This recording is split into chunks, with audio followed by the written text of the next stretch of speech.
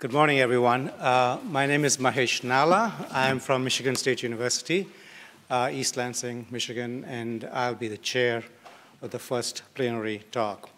I want to introduce the three speakers on the first plenary today. The first is Liz Kelly from London Metropolitan University in the UK. The second speaker is Fiona Vera-Gray from Durham University. And the third speaker is Juma Aseogo of the Safer Cities program at UN Habitat. I'm assuming that all the speakers know exactly how much time they have, so we can finish the proceedings in a timely way. Over to you, guys. Thank you. It's wonderful to be back in Sweden again. And my presentation is to try and give us a kind of historical context about women in public space. Oh, okay. Okay, so I'm musing really on that issue, that combination of fear, crime and public space. And it's important, I think, for us to remember that this has been an issue for centuries. There's a medieval author, Christine de Pizan, who wrote a book called The City of Ladies over 500 years ago. And she created this imaginary city of women in order that women not have to encounter intrusions in public space. There are two such cities now, one in Kenya and one in Colombia, created for precisely the same reasons. I want to revisit this fear of crime debate, say a little bit about current activism and promising practices. So the initial impetus in this recent instigation of feminism was actually this idea the person is political.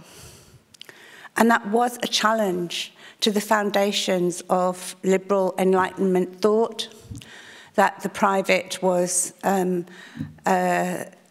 little consequence, and with that also women were of less consequence, and that the most important realm was the public realm, that was defined through a version of maleness. So we actually had this idea of gender-segregated spaces. So even though women were in the public sphere in the 20th century, there were expectations of their behaviour. They were there on sufferance. And there were particular places that they were expected to occupy. So we had restaurants and cafes that were predominantly ones that women went to and ones that men went to. Department stores were thought of as female spaces. And women were expected to behave in a way that was modest, to not be fully present in public space. And at the same time, this presence in public space was a cause for anxiety, especially amongst elite white men. And so there was this tension about the fact that women were in public, but actually they weren't in public in the same way as their male counterparts. And that association of women in public, certain women in public, with prostitution, I think should give us something to muse on. That there's something about women in public space being available, sexually available to men, which sits underneath some of the things we're going to talk about. And that idea of separate spheres as a legitimation of patriarchy, not that literally women were only in private. We know that that's not true for most women, let alone if we think about class and race. But actually that idea of separate spheres is a very powerful one in patriarchal ideology. We need to think also about politics and women in public space. This is a photograph of suffragists in London, but similar pictures many places in Europe and elsewhere, that women knew that to make their claims, their political claims, to be full citizens, had to be something about public space. They had to occupy public space as citizens. And in doing that, they had to run a gauntlet of male derision, of being shouted at, being touched, and also being harassed by police. And for many women, many of these women, being arrested and imprisoned. And one of the interesting things about the suffragists is, if you think about their dress, this was to symbolise their respectability and dignity in public space. So to some extent, they were accepting some of the restrictions, if you like, that were existent at the time. About 70 years later, we have Rosa Parks, who also protested in public space, in this case on public transport, but she was also part of the civil rights movement. She's often seen as a woman who just had had enough on a bus. No, she was actually a political organiser. And for the civil rights movement, there was also something about making those claims in public space. So public space is not just about our leisure, our movement to work, it's about our space to be political. So public space was an issue in the women's liberation movement in the 1970s. Germaine Greer, in her book The Female Eunuch, talks about sexual harassment as petty rapes. And there are a lot of those very early papers that document what it means to be in urban space as a woman. By the end of the 1970s, sexual harassment has become limited to employment. And this is one of the missteps, I think, in the movement. There are some exceptions. Lestania and Sue Wise remind us that it can happen anywhere and everywhere. But for 2 or 3 decades, sexual harassment sat on the edge of concerns about violence against women. But this exclusion from public space was very much part of feminist activism. Not necessarily writing, but activism. That actually you claimed your right to go into a pub, to be in a restaurant, to have a bank account in your own right as a woman. And in that process, many things happened that were quite revealing. On a number of occasions, I sat with small groups of women in pubs, and invariably a man would come up and say, "Since you're alone, I will join you." As if there could be no gathering of people in public space that was legitimate without there being a male presence. So claiming public space in that way was a form of embodied activism. It was actually something that was anxiety-provoking. You were challenging the presumed way things are, and in that challenging, you risked abuse and worse. And so you had to think about how you did it, how you represented yourself.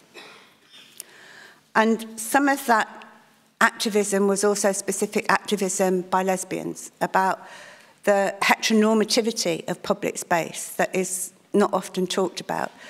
And we talk about it really only in terms of the creation of queer spaces, rather than the challenge to heteronormativity through small pieces of everyday activism. Okay, I want to quickly look at this thing about fear of crime, because I think it's a pivotal debate, and if we don't understand how that debate gets sidetracked, we're never going to reach the right solutions. So for over 40 years, we've had discussions about what criminologists still describe as women's disproportionate, paradoxical, and even illogical fear of crime. That women are more fearful, but men are more likely to experience violence.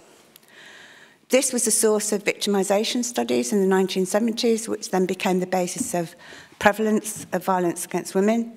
And Diana Russell did the first one in San Francisco to try and challenge this notion that women are illogical. And one strand of feminism took this in a particular direction. Jalna Hamner summed it up as the male protection racket, that actually women are encouraged to be fearful in public, but actually they have most to fear around violence in the private. And I think that resulted in a focus on domestic violence for a very, very long time, which also contributed to the neglect of sexual harassment. What's the issue here is what counts and what is counted. There is a fundamental framing in this debate of what happens to men. The crime that happens to men is the norm. And if that doesn't happen to you as a woman, then you're not as at risk of victimisation. And what that neglects is the hiddenness of most violence against women.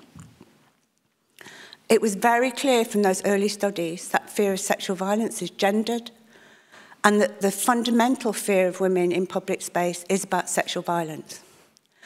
And if what happens to you is, in inverted commas, minor, what it invokes for women is a fear of rape. And Jill Valentine was one of the very early people to write about the geography of women's fear. So what happens is women adapt and they change their behaviour. They change their behaviour to avoid victimisation, but also to avoid blame. And survey data is still the foundation of this debate 30 years on. I looked at two recent studies here. One that looks at data to show that men underestimate their fear. So they conclude that men suppress their fear, fine. But we still have this sense that women exaggerate within this paper. Another paper based on the Canadian Violence Against Women survey. Important findings. The fear is greatest amongst women who have had experiences of violence and abuse in public and in private.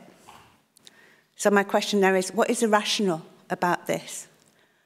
Something has already happened. Younger and older women were the most fearful, so there's something about age and generation here. And then this last study, which is from Turkey, very recent study of young women in Turkey, you can see 2/3 of them had experienced some kind of intrusion in public space. This is not fear of something that hasn't happened yet. It's fear-based, it's experiential fear. Half of them said that they never did a range of things in order to avoid victimisation. So half of them are restricting their freedom because of trying to anticipate, trying to have things not happen again, or have things not happen in the first place. And almost all of them thought that their freedom was restricted because of this fear. I think this study is interesting because it asks more sophisticated questions than many of the earlier ones. But the authors conclude that the solution to this is more security measures. And Fiona will talk more about how women already do a host of security measures. But what I found interesting was that they neglected to pay attention to one of their own findings, that this was not what the women they interviewed said should happen. What the preference of more than half of these young women was for what they called gender mainstreaming, which I take as a indicator for more gender equality. That it wasn't security measures that they thought were going to change public space, but changes in gender relations.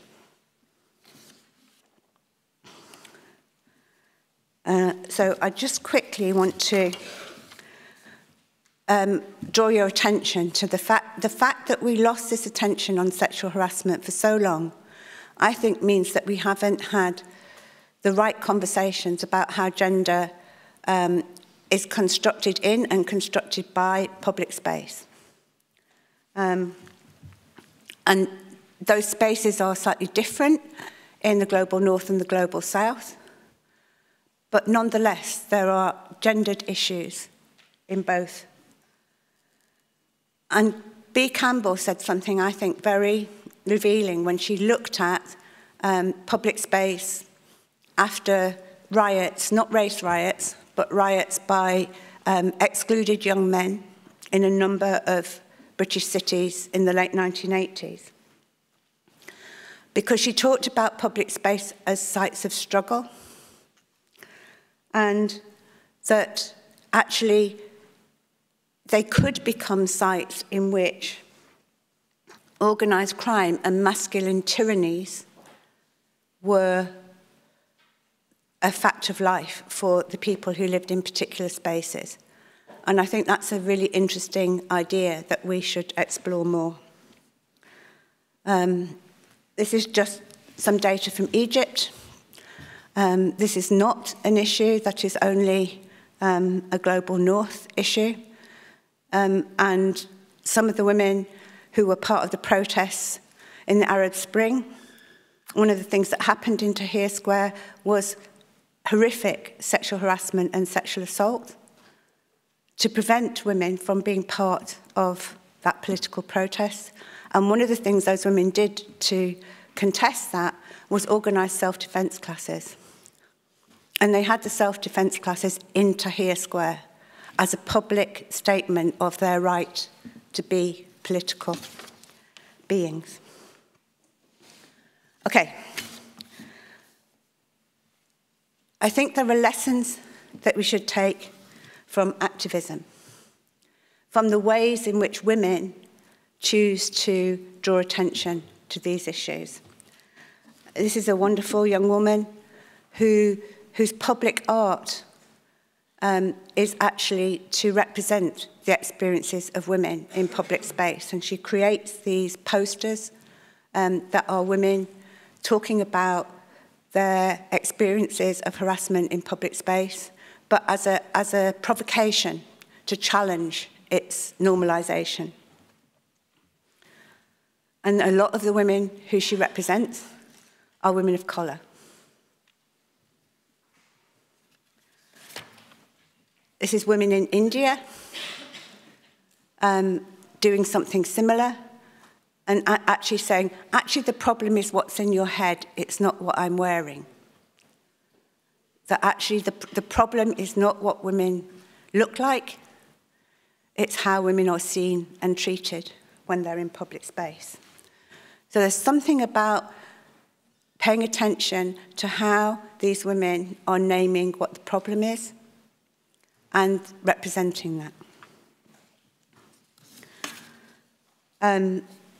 A little something about Me Too from the UK. Yes, it is creating change in perception, and to some extent, hopefully, changes in behaviour.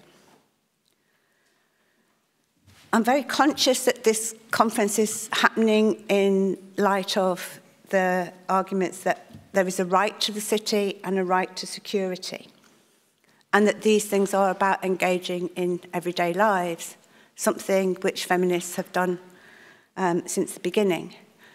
But I don't think that those ideas are sufficiently seeded with feminist perspectives.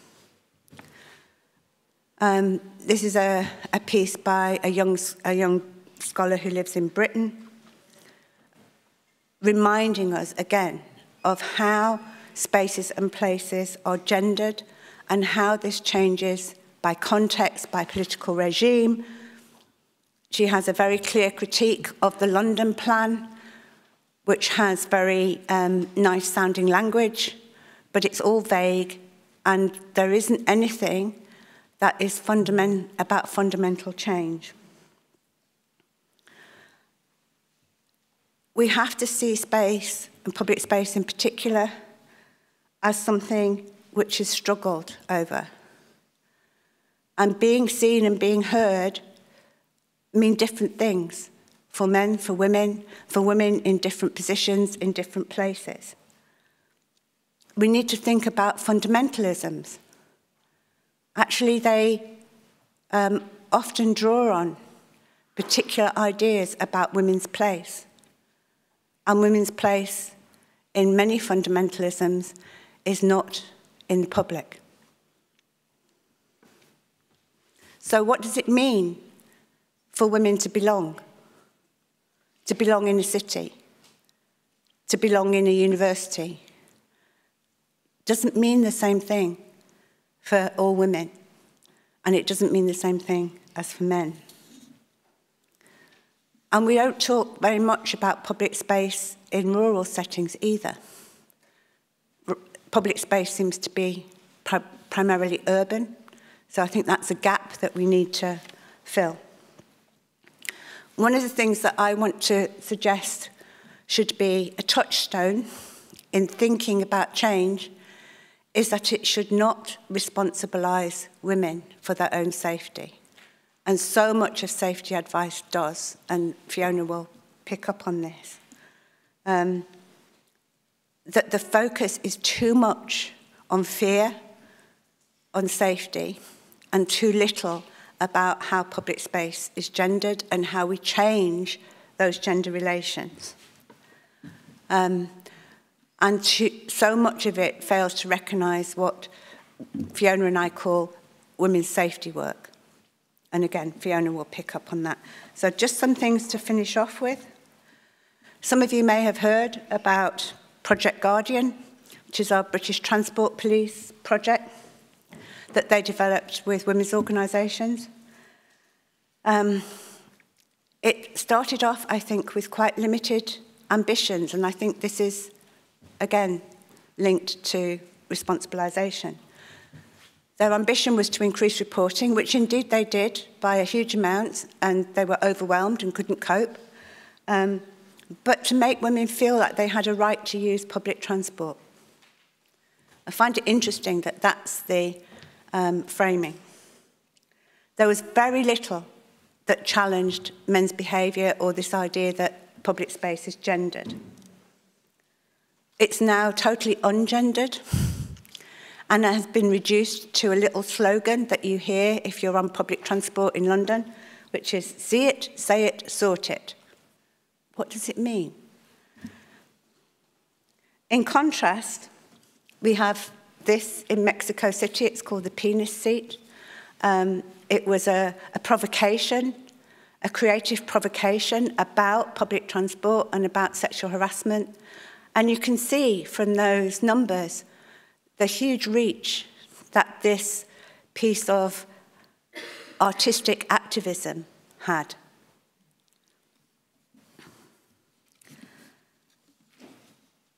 This is a little example from the UK of the Bristol Women's Design Service. And they used co-production with a group of women about their fear in public space. And they trained these women to do an audit of their local area. And one of the things they did was go into the local park. And they got into a conversation with the young men who hang about there, who actually created anxiety for a lot of the women. And the young men were astonished to find out that the women were afraid of them. And for a little bit of time after that, the young men started to greet the women with their names, to humanise themselves and to create a relation, a human relation between them and the women. It didn't last for a really long time, but I think it gives us a clue that actually some of the changes that we need to make are changes in relations, and their gender relations, their generational relations. And if our interventions don't do that, then they're unlikely to have that much impact over the longer term.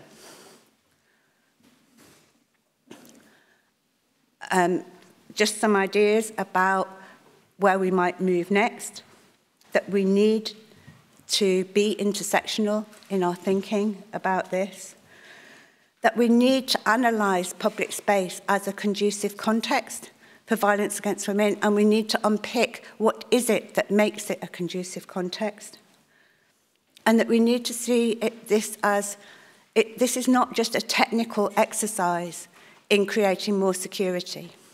This is actually a political struggle, and therefore it's about power. It's about vested interests. It's about who has what to lose in this situation. I want to end with a picture. And I'm deliberately ending with this picture because I think it tells us something about space, about who feels they have a right to more, and that it's that feeling of a right to more that creates the less for the others. The women here don't have much choice but to shrink and be smaller, unless they protest in some way. So I think this represents the challenge to us, that this is not just about crime, this is not just about fear, this is about how we as men and women occupy public space. Thank you.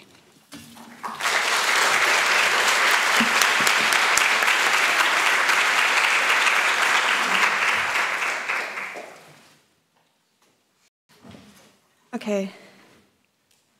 Good morning, everyone. Thank you, Liz. That was brilliant. It really feeds in well to what I'm going to talk about today. I'm really looking forward to this conference and all of the different panels, just having a look through the programme. Dania, it looks like you've created something really exciting, so that's going to be great. Just to introduce myself, my name's Fiona Vera-Gray. I work at Durham University in the law department. But I've been working on women's experiences of sexual harassment in public since about 2012. And there's something really different that I see now talking about it in the wake of Me Too from when I first started to talk about it. When I first started to talk about it, it was very much positioned as something that was trivial. Why are you talking about this when actually we've still got, you know, insane rates of rape, of domestic violence, women are being murdered. Does it really matter if women in the street are being occasionally interrupted or disrupted, told to cheer up, stared at in a way that makes them feel uncomfortable? Surely there's other things that we should be focusing on. I've seen that change a lot in the last year, and that for me is one of the things that's definitely come out of the public awareness that's come from Me Too. In the UK, that's had ripples through our Parliament, for example. We've just had an inquiry and a report released about sexual harassment in UK Parliament, which we wouldn't have had prior. And I'm sure that there's been things going on here in Sweden that I'm not aware of, so I'd love to hear some more about them in the discussion. For now, though, what I want to focus on is what I've found about the impact and meaning of sexual harassment in public spaces in terms of women's safety work, which Liz mentioned. So that's the work that women do daily, habitually, in order to feel safer from sexual violence, from sexual harassment. And this work has a mostly hidden cost in relation to limiting women's freedom. And yet a lot of the time what we're focusing on is their safety. And we've got to start thinking about how those two things are a lot of the time lived in tension for women, where feeling safe means reducing their freedom. So we need to think about both together to make sure we're not coming up with strategies that increase women's feelings of safety by increasing the limitations on their freedom. Some of this safety work, I was just thinking when Liz showed that photo, is actually shown in that photo itself. So both of the women on the side, if you remember, are shrinking away, but also one of them has a newspaper with her to distract. You know, so she's reading something, she's not going to be interrupted, she can pretend she doesn't hear someone, she can pretend she's involved in something. The other woman had 2 bags placed on her lap to protect her. And these are things that we rarely think about in terms of ways that women in public space are actually keeping themselves safe. We just dismiss it. This is just the way that women are. Women, for some reason, on the tube, for example, in London, will always pick up their bag and put it on their lap, where men will put it down on the ground beside them. But when you start talking to women about that, it's about feeling safe. It's about creating some form of barrier that they feel safer behind. All of that is the theme of my latest book, which is The Right Amount of Panic, and that's the kind of concepts that I want to talk through with you today. Okay, so just to follow on from Liz has covered a lot of this. Sexual harassment, it's a term that we hear a lot these days, but we need to think about how it was a term that feminists actually brought into language. It existed, of course, as a practice before it was named, but it only really came into language through the work of Lynn Farley and Catherine McKinnon. And so without the ability to speak of it, without the ability to actually capture what it was, it existed as something that Miranda Fricker calls a hermeneutical injustice, which is something that you experience that you actually cannot articulate. If you can't articulate it, you can never access any justice for it. It's hidden from collective understanding. So Lynn Farley's sexual shakedown is generally credited, along with Catherine McKinnon, with bringing the term into everyday language, though as Liz showed, it's existed, been documented, and importantly, been resisted by women for centuries prior.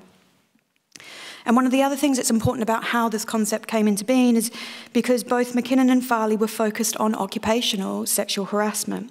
And McKinnon in particular, as a legal scholar, was focused on legal redress. And what this has done is limited the focus in terms of the context of sexual harassment for a long time to occupational contexts. More recently, we started to see work in the UK and actually globally, thinking about educational institutions, so schools, universities. And then with the recent explosion in the States, we've gone back to workplaces, so Hollywood, UK Parliament, American media. However, writing in the New York Times last year, Lynn Farley, who is generally credited with creating the concept, spoke about how the term she coined has been made bloodless. And my feeling here is that she means by this that instead of responses being focused on prevention or revolution, of this has not been inevitable, it's been something that we can change, sexual harassment's been absorbed into companies' policies and procedures, and now universities will have a policy on sexual harassment. And various institutions will have policies on sexual harassment. Something similar to the necessary inevitability for an employer to address sick leave or maternity, other kind of policies and practices. I want to return to this point at the end, and I want us to think about it through this conference entirely, about how we can think about taking action in terms of the possibility of primary prevention. So it's not biological for men to disrupt women in this way in public space, and we can see that it's not because not all men are doing it all of the time.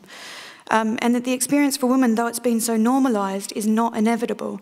As we say in the UK, a different world is possible. We can do things differently, but it may mean we have to look at solutions that we haven't looked at already, or go back to solutions in a different way from the past. As Liz had said, public space as an arena and everyday life as the context has been largely absent from all of these conversations about sexual harassment. There's been a number of different reasons for this given in the literature. I'm not going to go through all of them. A lot of them was around the trivialisation, a focus in research and policy on the extraordinary rather than the everyday. There's also something really important about the dominance, particularly in the UK, I'm not sure what it's like here, but of legal and medical frames for understanding violence against women and girls. So there's some significant difficulties in understanding some of the impacts of sexual harassment in public space in terms of trauma, which is a lot of the time the frames that's used to talk about the impacts of sexual violence and violence against women. So are women traumatised by being told to cheer up in the street? Are women traumatised by being stared at for 5 minutes on the way to work? Maybe for some women. Maybe for some women it's bringing up previous experiences of trauma. Maybe it's bringing up new experiences of trauma. But not for all women. And for the women that I've spoken to, trauma was not a word that they used to describe what was happening. But this doesn't mean that it doesn't have an impact. So again, we see the limits of language and how that affects what we can say and what we can't say and what we see as being valuable and what we discount. There's also a big problem in terms of a lack of shared terminology. This is called street harassment in some contexts, sexual harassment in other contexts, intrusion in other contexts. It's called all kinds of things, and that makes it very difficult to measure across different studies and get a sense of actually how prevalent this kind of behaviour is. From what we do know, even with those difficulties, is that it's global. Comparisons are difficult because a lot of different studies are measuring different things. But we see a generally repeated figure of about 80 to 90% of adult women talking about this being an experience that they've had at least once in their life. As Liz has spoken about, we also know that we need an intersectional approach. So this is the idea of not collapsing all of women's experiences into a shared universal woman's experience, not coming from the position saying that all women are harassed in the same way, or importantly, that when women are harassed, that they're responded to in the same way. So as an example, here in the UK, increasingly we're seeing Muslim women who wear the hijab or burqa being particularly targeted for Islamophobic sexual harassment. But seeing this just as a religious hate crime is missing the way that women are also being targeted because they are women. So as a woman wearing a head coverings, they're identifiable as targets. But also they're existing in a society that has particular gender stereotypes around what Muslim women and Southeastern Asian women in particular are, that they are submissive, that they are passive, that they can be interrupted, and they're not going to respond back. So as I said, not only women are targeted in different ways, but the response to what they experience can differ depending on their other categories that they might belong to, so their class status, racial status, immigration status, whether they're homeless. Do we think of homeless women being publicly sexually harassed? And in thinking through the responses today, I want us to keep in mind how those responses would work for women situated in all of those categories, including ones who are in overlapping categories. We need to make sure that we're not coming up with responses that only work for particular women. What we don't know is quite a lot, actually, in terms of research. We really don't know that much about perpetrators. We just don't know that much about perpetrators, who they are, what their motivations are, the limited work that has been done. There's a couple of studies there. There was one done in 1984, which was really interesting. So it was two women that actually stopped men. You wouldn't be able to get it through ethics now, which would be hilarious, but they stopped men on the street who harassed them and asked them if they would be able to interview them about why they just harassed them. It's brilliant. But what they found was, and so this, you know, it's self-reported and all of that, so bear it in mind with a, it's not 100% maybe scientific, but boredom was the biggest reason. They were bored, that men were bored. And they saw a woman and they felt that she was something that they could interact with to entertain them for a couple of minutes. And that says a lot about the gender order and what women are there for. A minority talked about doing it to antagonise, so they did it to actually antagonise the woman. And a similar size of minority talked about doing it because they wanted to make the woman feel better. They thought that it would be nice if she felt better. These were men who talked about sexually harassing a woman that they felt was ugly because it might make her feel better about herself. And 20% spoke about only doing it with others, so with other men. This was something that's come up in more recent studies about this being a form of male bonding, a way of men to show their heterosexuality to other men through acting on women's bodies. So again, we start to see what women in public space are being seen as. There's something for men to act with. What we also don't know, importantly in research that asks women to recall how many times this has happened, is how much we forget. This is something I really found in my research with women, and I'm sure that the women in the audience can think about this. It is impossible to remember how many times this has happened to you, because part of the way that we manage it is we forget, or we discount. We might remember particular ones that were so extraordinary, or something was so extreme, or it had such an effect on us. Or ones that were particularly funny, for example, or particularly odd. But the daily, habitual, invisible monotony of it gets forgotten. And we also don't know how much we prevent. And that's what I want to spend the rest of the time focusing on, is thinking about how much of this do women actually prevent. Because when you think about how much work they're doing, the possibility is women are preventing this a lot of the time. So I just want to look at two recent examples. One was from the UK last week, and one is from Australia from a few months ago. So the UK one is the BBC one. This was the police response to a series of sexual assaults that were happening outside a tube station in London. So you can read it, but the police said, "I would appeal to women in the local area to take care when they're walking especially if they're alone. Stick to well-lit streets, let someone know you're coming home the route you're taking, be alert to your surroundings, so don't use earphones or handheld advices. If you see anything suspicious, contact police immediately. Everybody knows that advice, right? None of that is new to anybody. It's just common sense, basic advice. The second was a police response in Victoria, in Australia, to the rape and murder of a young woman called Eurydice Dixon. And fairly immediately afterwards, so this was before they had made an arrest, which they did make in the days, a couple of days afterwards, the police response was that people, meaning women, need to take responsibility for their safety. So you can see here, they say, make sure you have situational awareness, be aware of your surroundings, again, be aware, be alert. If you've got a mobile phone, carry it. So whereas in England, women are being told, don't use any handheld devices. In Australia, carry your mobile phone. If you've got any concerns, call the police. So we start to see how this, and this is just two examples, you start to see how this advice contradicts each other. So at the same time as being common sense and just perfectly rational advice, it contradicts you. So it contradicts each other. So it makes it difficult for women to actually understand, well, what am I supposed to do? There's also a really worrying underlying message to this.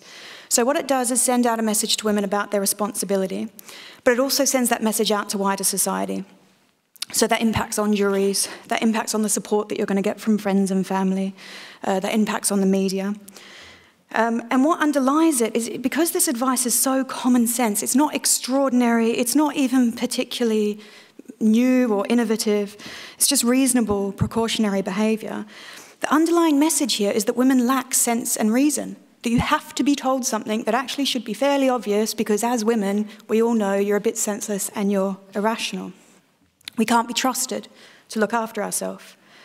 And this matters because of the amount of work that women are already doing to try and feel safe in public, because these kind of messages, situated as just common sense safety advice, actually tell women that their work is not working, and at the same time, it doesn't acknowledge any of the work that women are doing already. And so this was Liz Stanley and Sue Wise, who Liz mentioned earlier. This was brought up, in the 80s. This is decades ago. That the amount of sexual harassment that is thwarted, that women prevent, is a social invisibility. We can't see that women have skillfully and successfully assessed and dealt with a complicated social situation because success is the absence of a predicted outcome. It's what didn't happen. So there is no way for women to know how many times they have been successful. They are just positioned as being irrational, as failing in protecting themselves, never been able to claim success for the times where they have done that successfully. And this is what I mean by the right amount of panic. So what I've found is that there are a lot of men who are purposefully using ambiguous spaces as a resource. So spaces in public space where it is very difficult for women to be certain that what is happening is sexual harassment. So a good example in London is the Tube or the buses in peak hour. I'm not sure if it's similar here, but they're packed. It's very difficult in that situation to work out if what is happening, if someone is pressing up against you, is that they're pressing up against you in a way that is harassing or violating, or they're pressing up against you because there's way too many people on the tube. If someone's staring at you, is he staring at me because there's something behind me, or am I just paranoid? Do I feel like he's staring at me, or is he actually staring at me in a way that makes me feel uncomfortable? And because women are constantly told not to trust themselves, that they don't know what they're doing as being the right thing, this makes it very hard for women to be able to act on their own intuition about what a situation means. When women are younger, we're taught a lot to doubt our own sense-making. So what I found was that, as a lot of research has shown, this happens a lot for women in their adolescence and in their childhood. And a lot of the time, what the response is from adults that they talk to, a lot of the time it's women, their mums or their sisters, their aunties. They're told that this is just part of growing up. This is a bad thing. It's not great, but it's going to happen. And so what you need to do is you need to prepare yourself for it and you need to try and avoid it. So where their first experience was, this isn't right, this shouldn't be happening, why is this happening to me? They're told, this is going to happen, this is right, you need to take steps to prevent it. Women are blamed when they're unsuccessful for not preventing it, but as I said earlier, they can't measure success, so you're positioned as constantly failing. So with all of this taken together, women decide to trade their freedom for feeling safe, just in case. So they're acting on the possibility of sexual harassment to prevent it, just in case it does happen, because if it does happen, they know that they're going to be blamed, that they're going to feel that they have failed. And this was kind of characterised by one of my participants as women having to have the right amount of panic. So she says, we're used to being there's conflicting messages. It's take care of yourself on one hand, and on the other hand, it's you're being a silly woman, you're being paranoid. You have to have just the right amount of panic. Because the thing is, if women's safety work is successful, if what you do preemptively actually works, nothing happens. And then you're left with the feeling that what you did, you don't know if what you did was right, because you did actually prevent something, or what you did was just you being paranoid or being narcissistic. So you're positioned in this place where you're unable to see your own success. So all of this is about safety work, which Liz was talking about, and this is the invisible work that women are doing daily, just to be in public. So repeated over time, such work becomes habitual, it becomes hidden. It became very difficult for the women that I've spoken to actually pull it out of their daily habits. The way that it became visible was that I asked women to begin with, we had an interview and we spoke about everything they've experienced and what the impact is. And then I asked them to keep a notebook over 3 weeks to 3 months to write down everything that happened to them. And what they found in that notebook was they absolutely weren't being intruded on as much as they had thought that they were. But what they were doing preemptively to stop it was a lot more than what they thought that they were doing. So from things like moving through public spaces in particular ways, taking particular routes home, daily, choosing to just walk on the other side of the street, turning a corner, assessing like this, where the men are, what they look like in relation to them, choosing where they're going to stand on train platforms, where they're going to sit when they get on public transport. Also clothing, so choosing women talking about wearing scarves, taking hats, thinking in the morning if they're going to be coming home late, if it's going to be dark, what they're going to be wearing, how they're going to be able to cover parts of their body that maybe they feel are too visible. But importantly, the one that was really hidden was ways of being. That women had, over time, developed a way of being in public space that was about taking up less space. Again, we see that in the photo that Liz was showing. Taking up less space, crossing your legs, feeling smaller. And that is contrasted quite strongly with what we see when we see practices like manspreading, where men feel more able to take up the space that is there for them. So what all of this safety work is, what I found that it becomes something not that women do. So it's not only about actions and behaviours that women do, but it comes to be a sense of what women are, that you need to be smaller, not just do things that restrict yourself. And that should really worry anyone that's interested in women's freedom, women's liberation, gender equality in general. Okay, so just quickly going back to the fear of crime paradox, because I think this ties into some of what Liz was saying around that. So again, this is the idea that women are seen as being irrationally scared of crime, where men are much more likely in crime statistics to be the victims. And the reasons commonly given for this are around, firstly, something about gender roles and representation, the idea that men are no less likely, because of their position in terms of gender, to feel able to talk about fear. That it's not masculine to talk about being scared, whereas it is quite feminine to talk about being scared. So there's a difference there. This shadow of sexual assault thesis, which Liz also spoke about, which is the idea that women's fear is actually about a deeper fear, which is about a fear of sexual assault.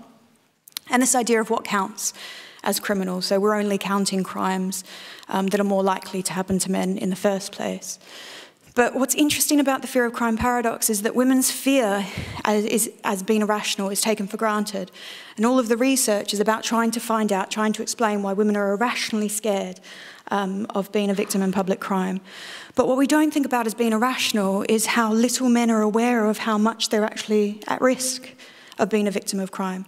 So the focus of research isn't on why do men significantly underestimate routinely, continuously, the possibility of them being a victim of crime in public space. We're always focused on the women. But I want to add a fourth possible explanation to think about that might interact with the others, is that the fear of crime paradox might actually be showing us some of the success of women's work. So the fact that women are less likely to be a victim of crime might actually be showing that a lot of the work that women are doing, routinely, habitually, is actually reducing the spaces available for them to be acted on in a criminal way.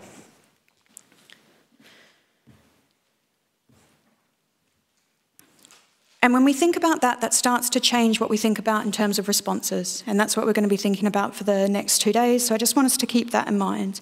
Traditionally, when we think about responses to sexual harassment in public, there's a focus on safety from. So how do we keep women safe from sexual harassment, sexual violence, crime? What we don't think about so much is how do we enable women to be safe too. Safe to be in public space, safe to walk in public space, safe to dress in the way that they want to in public space. This gets to that tension between freedom and safety. And when we're thinking about responses, I want you to think about both. So things like street lighting may really help in terms of safety from. We need to be thinking about what are we also doing in terms of enabling a safety to. Legislation and policy struggles with this, so on-the-spot fines, those kind of things which I think you have here. Hate crime, which has been looked at in the UK. A lot of that stuff, again, is focused on the idea of trying to keep women safe from, and underneath that it has a slightly protectionist approach because it doesn't acknowledge what women already do. Work that I've done with a colleague in Australia about justice from the victim's perspective in terms of those who have experienced sexual harassment in public space showed that actually what the majority of people wanted, and it wasn't just women that we looked at, was not criminal justice responses, but they wanted education and they wanted prevention. They wanted some kind of recognition of the impact of this in society and something to combat the trivialisation. And so the last thing that I just want to leave us with is some of what Liz spoke about in terms of happening in Egypt, is the possibilities of a response based in feminist self-defence. And this is commonly dismissed in the UK as a form of responsibilisation, that talking about women being able to defend themselves from sexual harassment is blaming women for not being able to do that. But I think if we start to shift our idea again from that safety from to safety to, we start to shift what we think about in terms of the importance of feminist self-defence. So there's a number of studies now globally that are showing potential here. Liz has worked on a multi-study review for the EU, which I'm sure she can talk about if anyone's interested. But the key for me is the way that feminist self-defence makes women's safety work visible. It makes it not something that we do automatically or habitually. It makes us something that we do and that someone has to learn to do. It makes it an addition rather than something that's implicit. And through this, I think it can help reduce rather than increase the ways that women are located as socially responsible for preventing violence. Now, this is not an either-or, so this is not about a one-stop solution. This is not a one-stop kind of problem. But it's about thinking about how new approaches to an old problem might help to shift the way that we think about it. So this is a change from the idea of self-defence as just being a response to a discrete event, so this idea of fighting off an attacker when it happens, an incident, to a way of helping women defend the self from the way that they are taught to be in society. That women are taught to be doubtful of themselves, doubtful of their abilities, alienated from their bodies, self-blaming, scared. It's a learning to unlearn that process of socialisation. A learning, as Liz spoke about in her opening, of how to be fully present in yourself in public space. So going forward over the next few days, I just want us to think about the possibilities that are here in terms of how it works to challenge that notion of being made smaller, how it might help women to expand in themselves and their bodies and take up space, and also for you to think through other responses that might also help towards that end. because it's through that that we might help to shift a gender order that positions women as done to and in need of protection, rather than as capable, competent actors who are daily having to conduct an extra layer of invisible work just to be able to move through public space in the way that everybody else can. Thank you.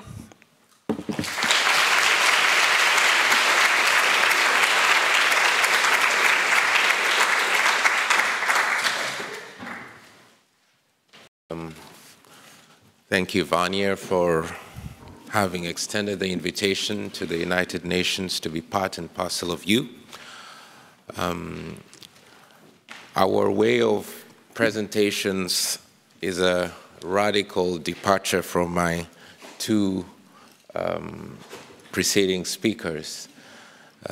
While they have focused on an analysis that is more looking inwards and at a very local community level, we are more global, and in this sense, more about how this topical area works with policy change within government to enable then those conditions of safe public places to play out in our everyday life. Now, for those of you, many of you may not know, but the agency I represent here, UN Habitat, is understood in the UN system as the focal agency responsible for issues relating or touching to urbanization. And the broad dimension of urbanization here is an understanding that for the first time in 2007, the world became more urban than rural. This in itself has created a different way of looking at societies today, looking at the dimension of the individual, the family, the school. All these societal units have transformed with the dimension of the world becoming a more urban place, to an extent that one urbanist described today's 21st century as one where the human person has basically mutated from being Homo sapien to being a Homo urbanus. But government and policy have not as fast changed to that reality. And in this sense, a lot of what is displayed in the urban arena today of the different urban subcultures is then in many cases criminalized and not understood from the perspective that the city now becomes the arena for differentiatedness. It becomes then the element of social integration. So the dimensions of looking at this radically shifts the way we approach a topical area like this on rights to safe public spaces. Safety is not understood in the Declaration of Human Rights as a right, but it is inferred in many ways, particularly when we talk about the right to be safe from crime and interpersonal or social violence, that needs to be understood, particularly of those rights that touch on the vulnerability to criminal or violent acts. We're talking about the rights to life, the rights to personal liberty, the rights to peaceful use of property and possession, the rights to freedom of assembly, the rights to participate. All these are dimensions that are in one way or another connected with the conceptual reality of safety. This concept of safety and security has, of course, evolved. Several years ago, this was considered to be the domain of maintaining order. It was seen more as the domain that was the preserve of the police and the criminal justice system. Today, we see safety as more a co-production arena where citizens are understood as the key actors, and one which we today are not just talking about fighting crime, but basically we're talking about how to create environments that are conducive to peaceful coexistence. Now, the background to this also talks to the fact that safety is not a one-size-fits-all reality. Based on the different ways urbanization has played out globally, with Latin America being the most urbanized region of the world, with Africa and Asia being the most rapidly urbanizing regions of the world, all this play safety into dimensions that are really locally contextualized. And this is a dimension that we also come to this conversation of public place with. The 2030 development agenda that governments put together in New York in 2015, and the follow-up new urban agenda, which was put in place in 2016, have recognized this differentiation. And with this, it has, there has been a closer appeal to the role of cities as the new key defining actors in sustainable development. Sustainable development that seeks, on one hand, to make cities safe, and safe with what we call Goal 11, Target 7, safe that realizes particularly the aspect of violence against women as a key indicator that governments need to consider in the perspective of addressing safe public places. The dimension also to this is connected very much to the city development planning processes. In the developed world, a lot of what city development planning processes are connected with are the financing dimension of cities. So while in the seminal works of Saskia Sassens, we begin to talk about the global cities, which really look at themselves as the financing centers. And you'll find then that the way these cities, particularly the New York, Paris, France, Paris, Tokyo, these type of cities advance the city in a more positive dimension as a source of urban development. Whereas in the seminal works of Mike Davis, you capture then what we call the global south, where cities are rapidly addressing city development planning processes from the perspective of the challenges associated with cities. It means that in the perspective of the city in the global south, it becomes a bad outcome of development, and crime and violence then appear, and crime and violence prevention policies then seem to take then equally a particular trend and dimension associated with this perception of cities as bad outcomes of development. The reality overally is that city development has always been connected with a security perspective. From the 15th century model of the city, which was more connected with what was called the walled city, to today's development where security and the architecture of fear appears to be majorly what planning and design is responding to at the broadest level of land housing infrastructure, one which assumes the dimension of people coming to the city, and one where we need, in the seminal works of Jan Hell and of course Jane Jacobs, we need to now find a way of recapturing the city from the dimension of people at the center.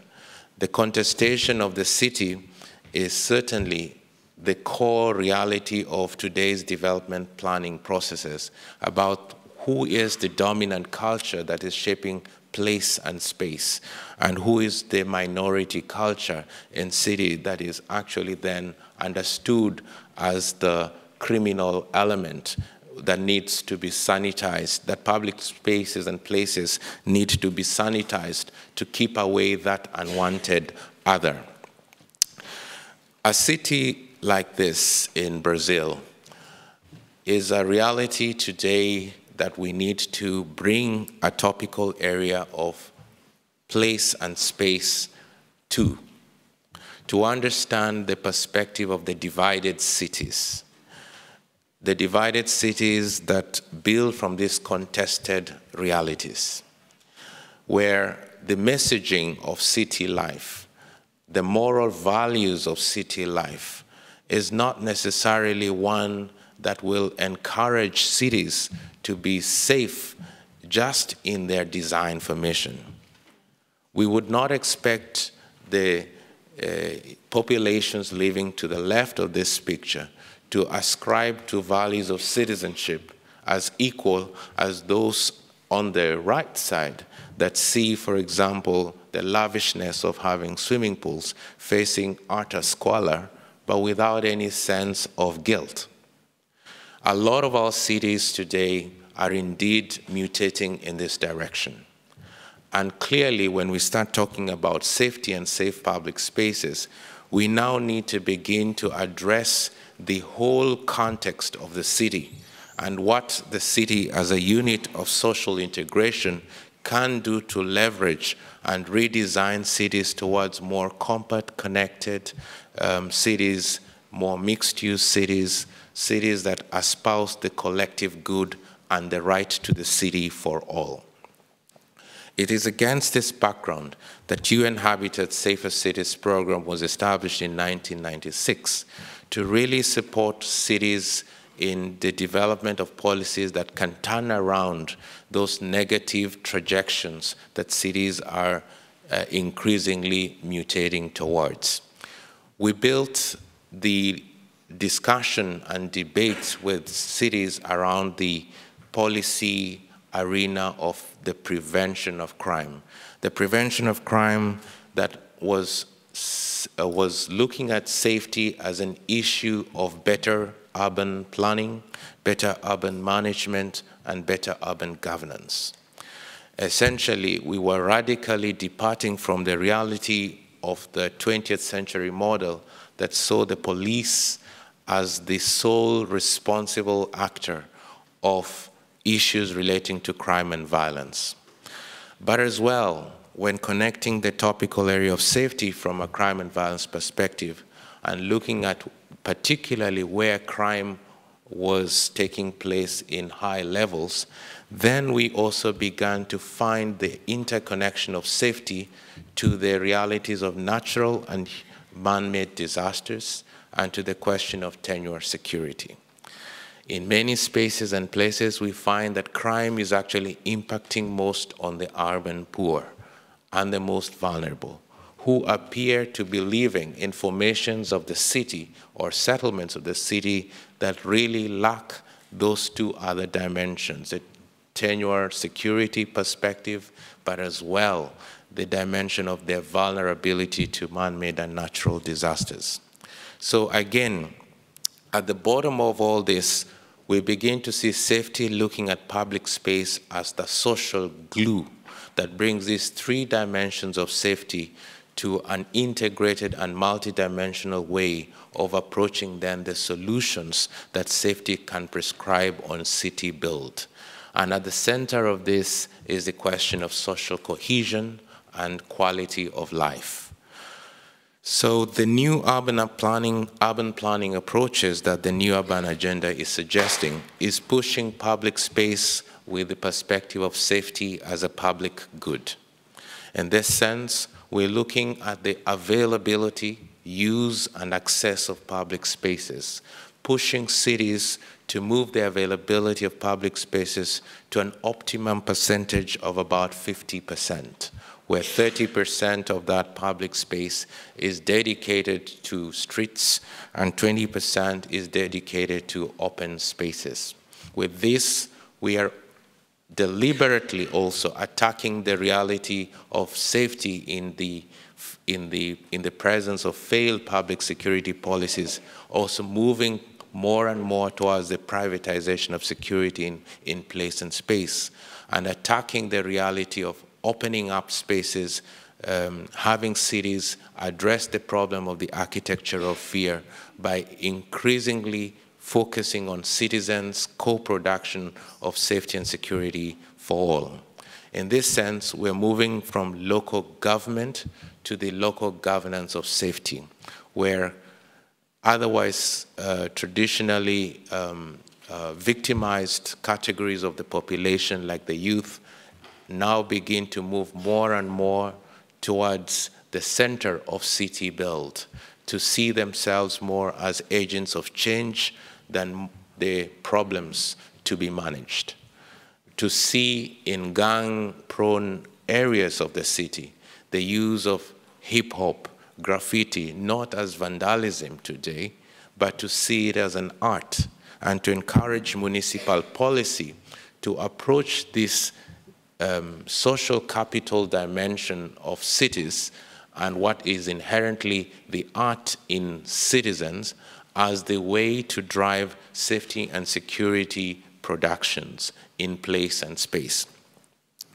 Many of you may wonder why I'm emphasizing a lot on these perspectives, because it radically is calling us to really have an attitudinal change in the way we approach the dimensions of place and space, with people at the center, with the differentiatedness of people in a city as a first scientific way of trying to understand the behaviors, lifestyles, and circumstances that need then to play out or to be included in the way we produce public space and place.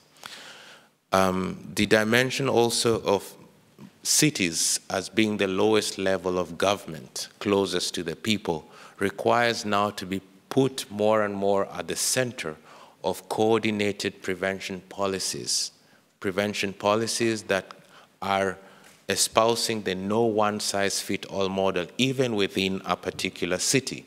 What will work in this neighborhood of Stockholm is not necessarily what would work to the west or to the east of the same city. We need to appreciate the dimensions of how to move from just local government to the local governance of safety, where addressing the causes of crime becomes the centerpiece of how we develop strategies and interventions to put public spaces as sites of social interaction and exchange, to see public spaces as that landscape of economic vitality, to see public spaces as the arena for the political contestation of different ideologies at play.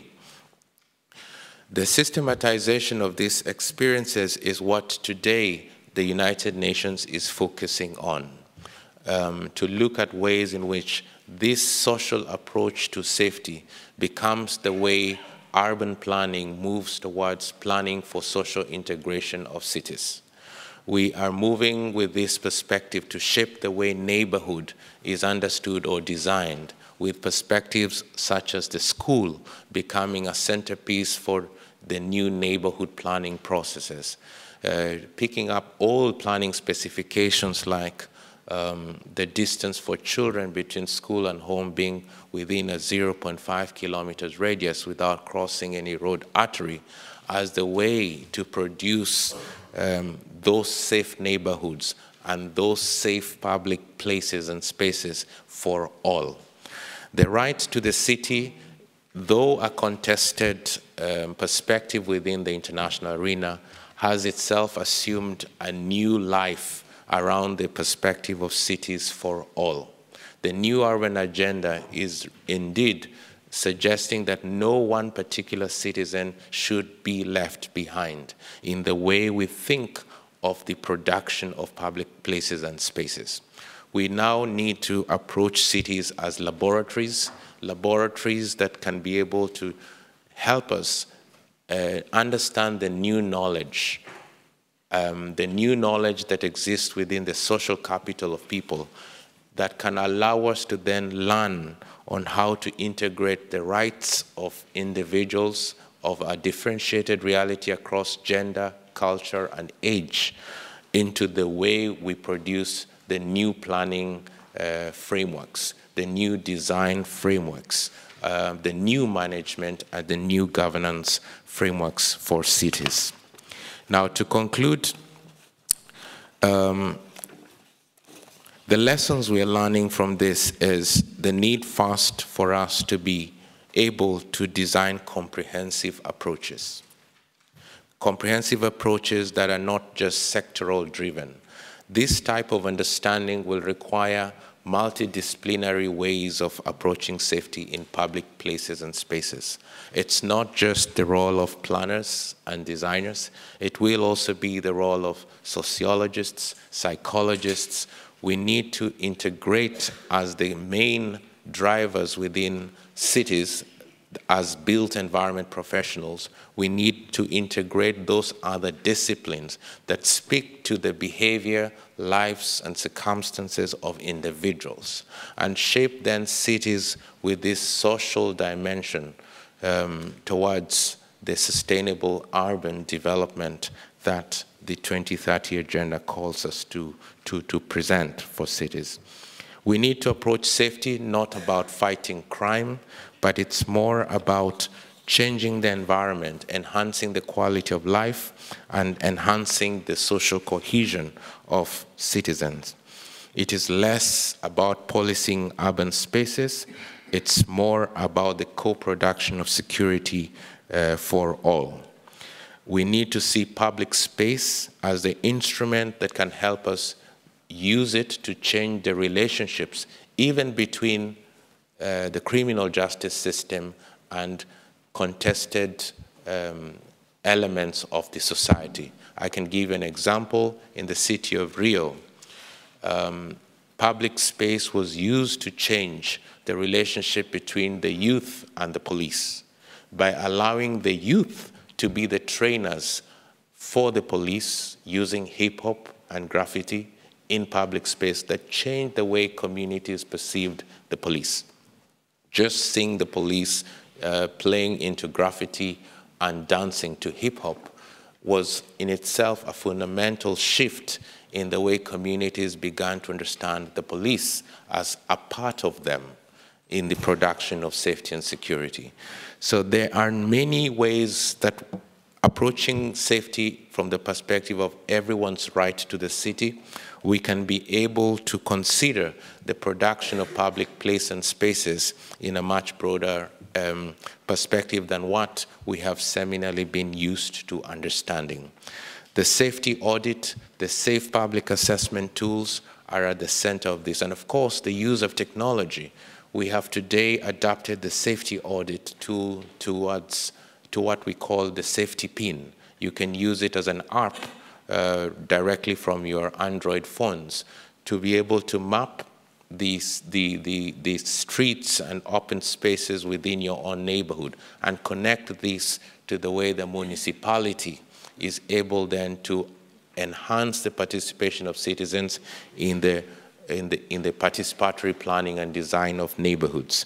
We begin to see that the perspective of differentiatedness through these safe public assessment tools that we have developed are now helping planners and designers to rethink the way we approach particularly the young people in troubled neighborhoods, to rethink the way we design cities with a more integrated dimension, not of putting social housing schemes as a separate neighborhood planning frame to the way the rest of the city functions, but to think of a more mixed-use, integrated model, a more compact, connected city model of the 21st century urban development. Thank you.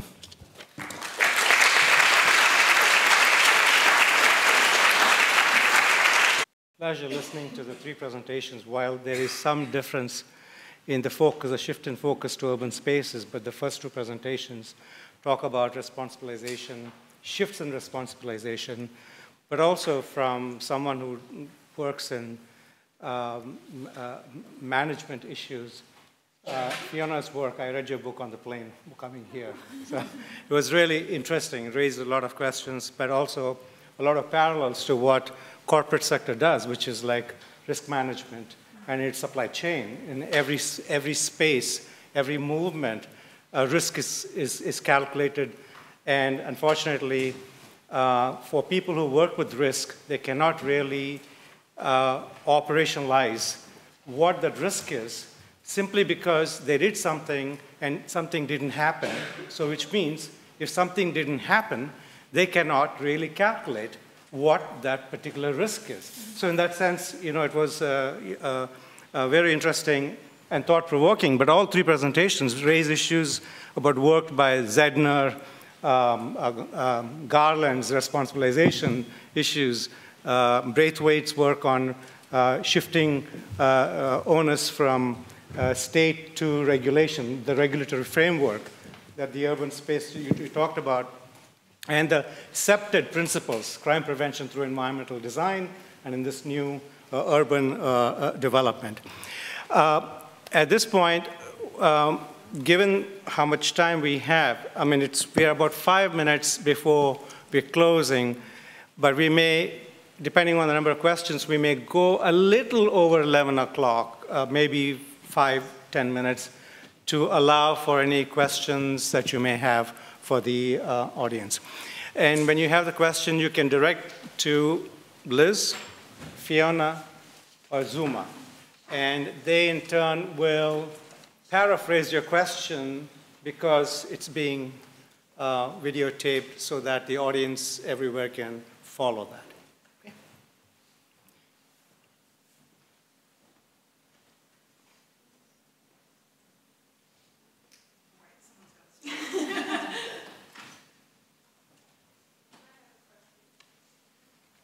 We go start first and second. At least we have two. Yes, please go ahead. Oh, three. Okay. Hi, my name is Carolyn Weitzman. I'm from the University of Melbourne. My question is primarily for Fiona. I don't know the London situation as well as I might, but I'm interested in your reaction to the reported to stop it campaign, which may be different from the Project Guardian campaign.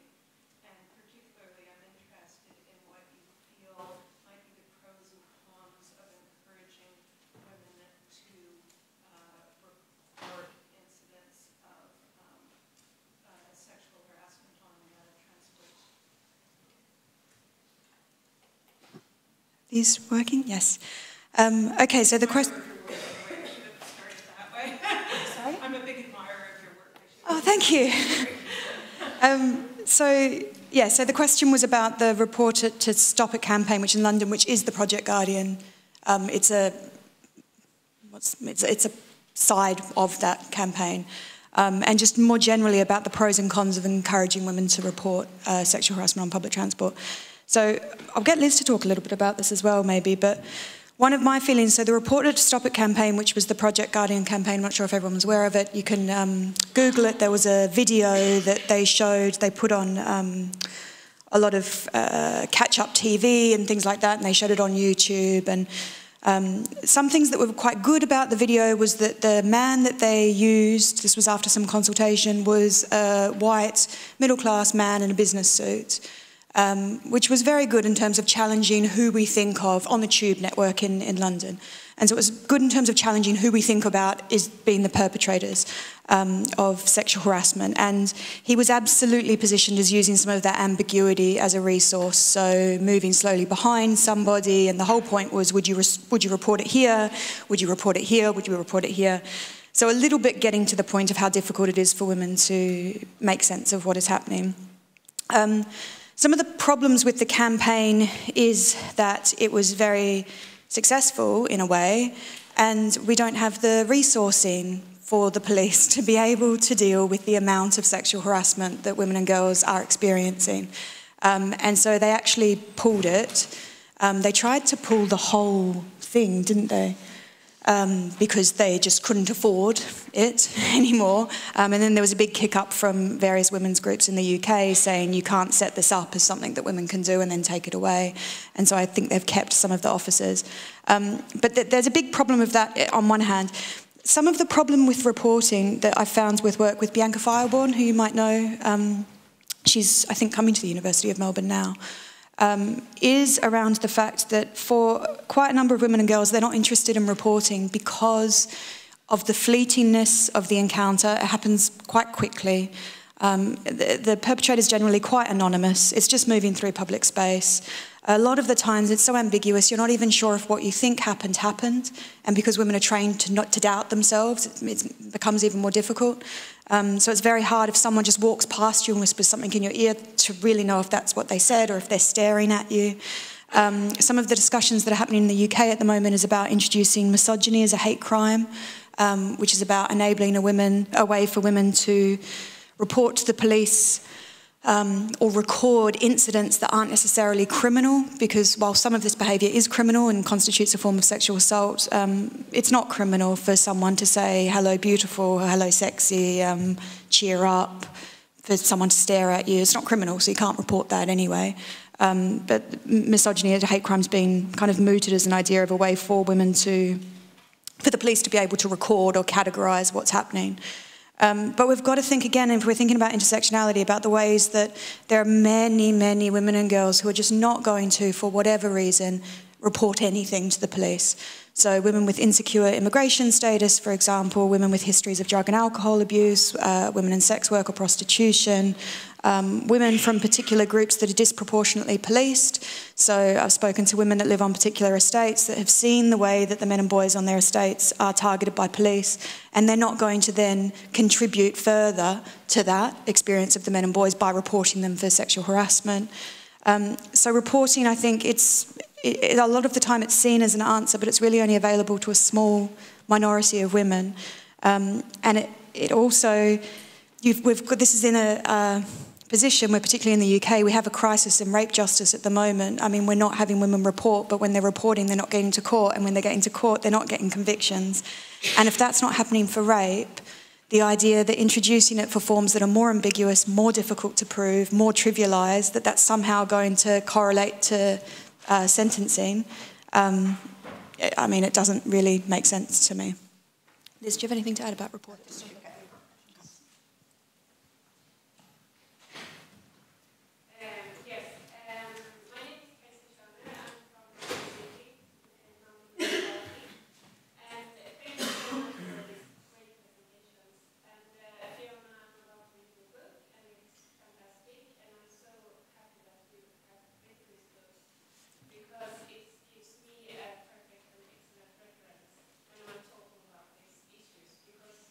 always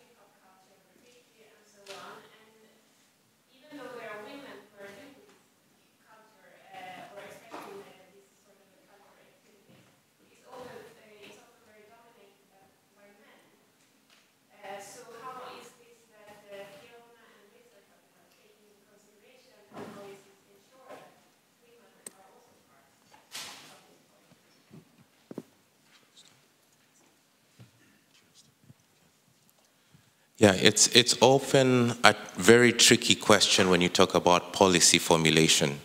But essentially what we're doing now is to create markers within municipal policy frameworks to ensure that issues such as gender are actually mainstreamed when speaking to urban planning with a safety conscious lens.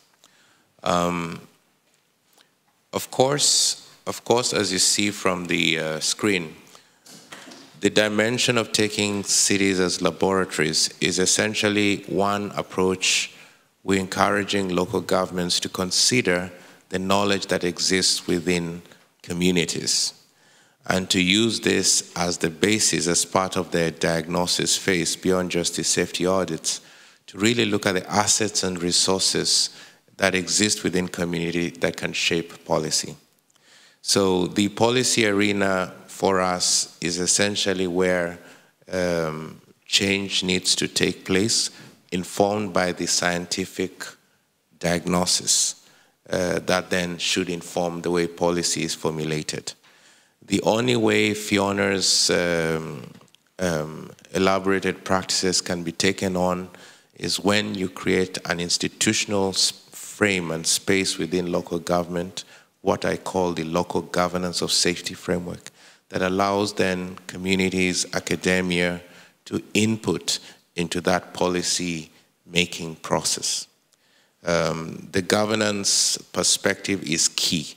How we look at policy formulation and the processes associated with participation is key to how such kind of practices can be taken on board.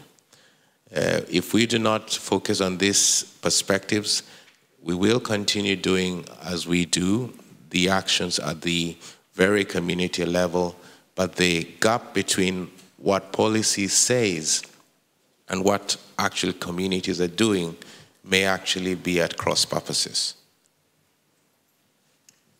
I just want to say something about that, because I think there is a way in which disaffected young men occupy public space in ways that are seen as potentially problematic. And so their engagement and the engagement of them becomes very central to particular policy interventions.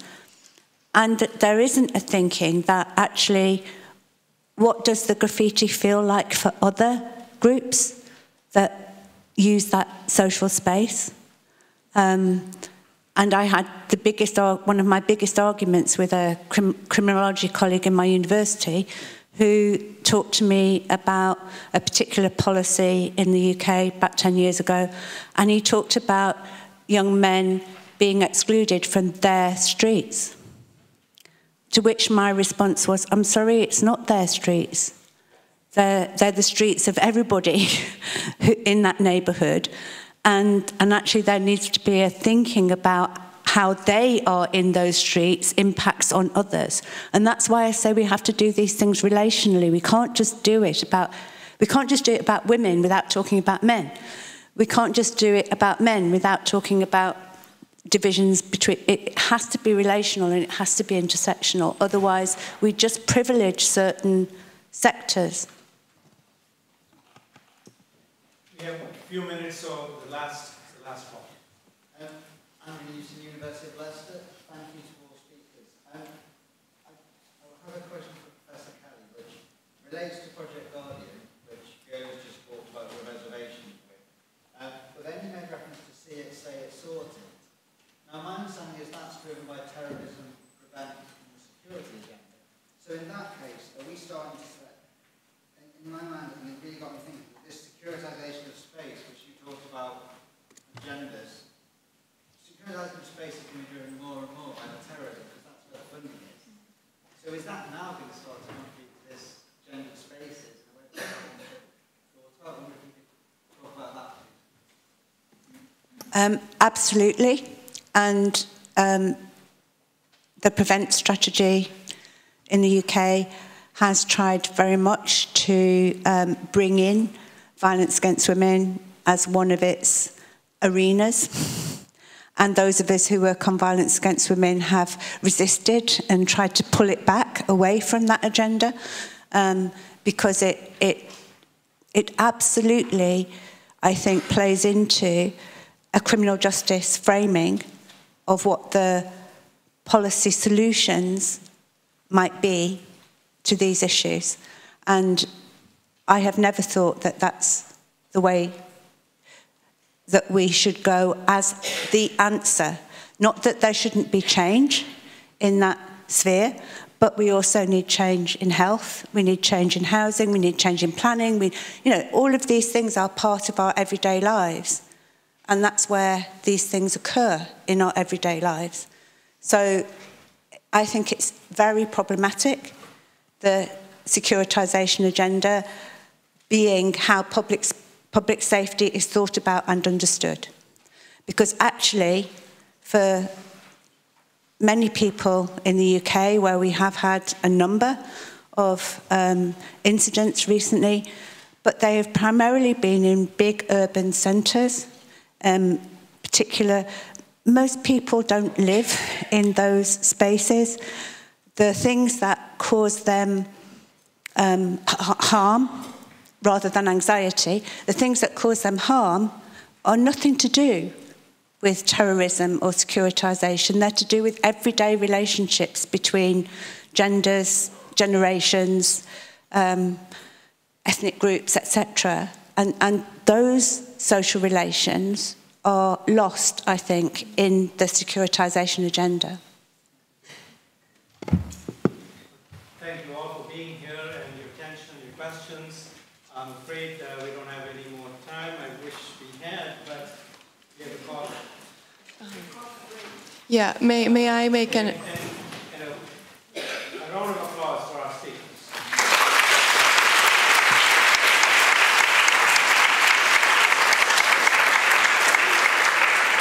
Just short, we welcome everyone downstairs for a coffee break and fika. That's in DLV near the registration. And